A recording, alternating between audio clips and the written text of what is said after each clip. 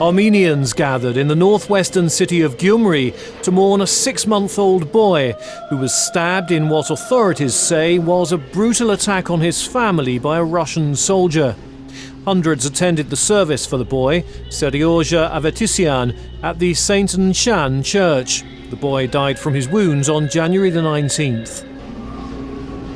His parents and 4 other relatives were killed in the attack 1 week earlier.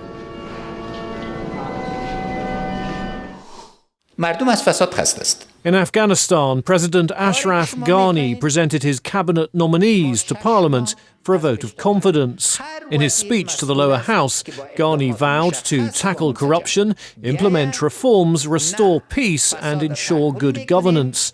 Ghani's efforts to forge a unity government, together with Chief Executive Abdullah Abdullah, took more than 3 months amid wrangling over key positions after a disputed presidential election.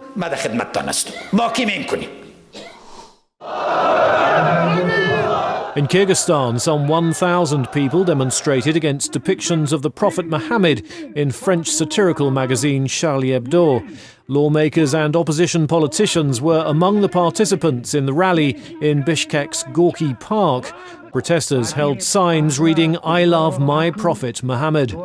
Islamist militants killed 12 people in an attack on Charlie Hebdo's Paris offices on January the 7th. In Macedonia, protesters rallied against a court decision to imprison journalist Tomislav Kyrgyzstan. The demonstration took place outside the Court of Appeals and the government building in the capital Skopje. Kyrgyzstan, who was temporarily released from prison for health reasons, joined the protesters. The appeals court upheld a guilty verdict against the journalist last week for allegedly revealing the identity of a murder witness and ordered him to serve out a reduced 2-year term.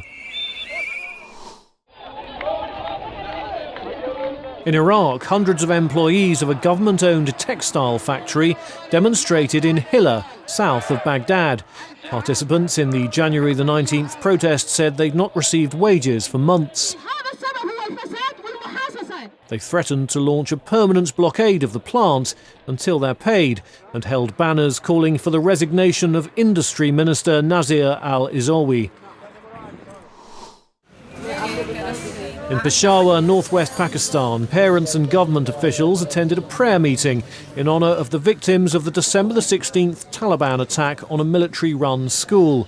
Officials announced that several schools in Peshawar will be named after children slain in the attack, in which a total of 151 people died. And that's the video roundup from Radio Free Europe, Radio Liberty.